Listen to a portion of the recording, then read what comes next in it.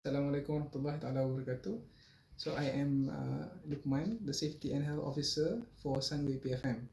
My responsibility here is to ensure the safety and health for the workers, contractors, and also the visitors for Sunway PFM. Now, what we are doing here is that we are making sure the continuity of the facilities and also the management of the property at the workplace. The role of safety and health officer here is to maintain the requirements and the compliancy according to OSHA 1994. Now, when we separate all the systems and breakdowns, we can see that the first thing is to have the safety and health policy at the workplace. And then number two is that we want to identify and then assess and control the risk at the workplace.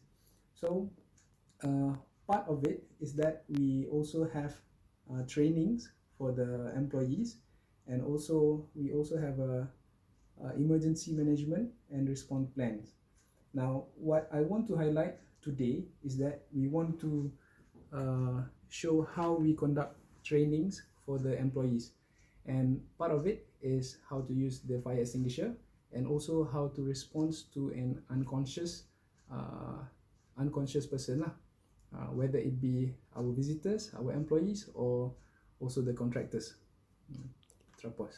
Alright, now part of the training is to do the first aid, which is involving the unconscious person. When you are in a situation of having an unconscious person, you have to do a CPR, or what we call it as a cardiopulmonary and resuscitation.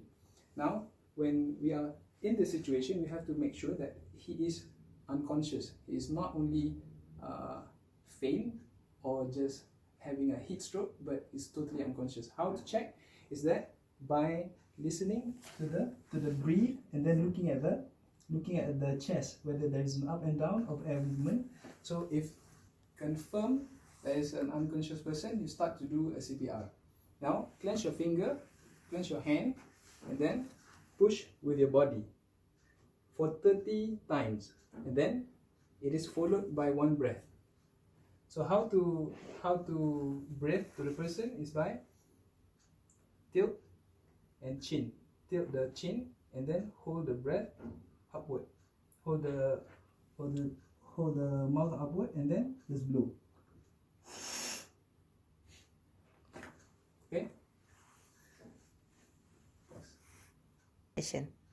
Alright, now that we have done our CPR, and there are 4 situations that we have to stop our CPR, which is the first one is when the ambulance has arrived at the location. Number 2 is when you already felt very tired and it's causing your CPR less quality. And number 3 is that when the person has been revived.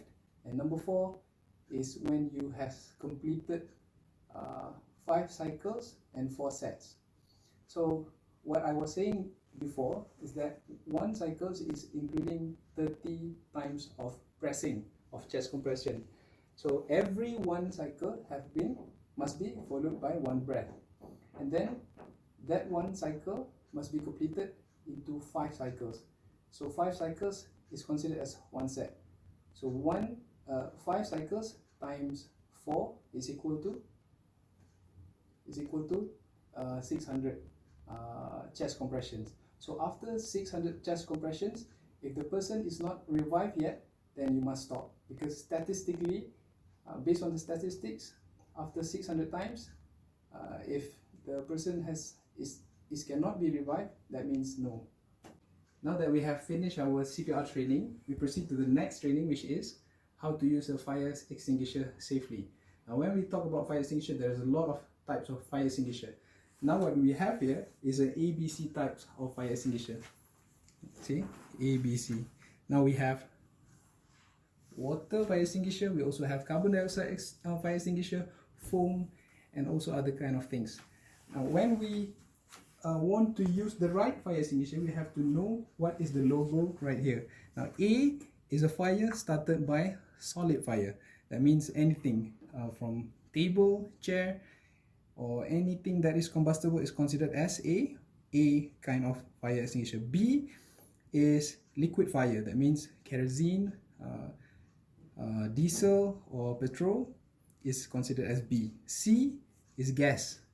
Gas fire extinguisher, that means it came from propane, isotane, or any gas that we use during the cooking, which is LPG, is also considered as C lah. And finally is E. That means electrical fire extinguisher. So that means this fire extinguisher is holistically can be used for all kind of fire. But when it comes to electrical fire, for example, a server room has been caught fire, and when you use this kind of fire extinguisher, then the server room cannot be used again lah. So how to use a fire extinguisher? There is an acronym. It's called as a PASS. PASS. P is to pull the pin first. So when you pull the pin, then you can push the lever, and then you have to refer to the A, which is aim at the base of the fire. Aim at the base of the fire, not at the fire and not at somewhere else.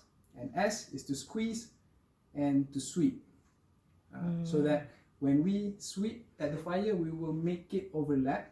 And what we are doing right now is we want to suffocate the fire from the oxygen.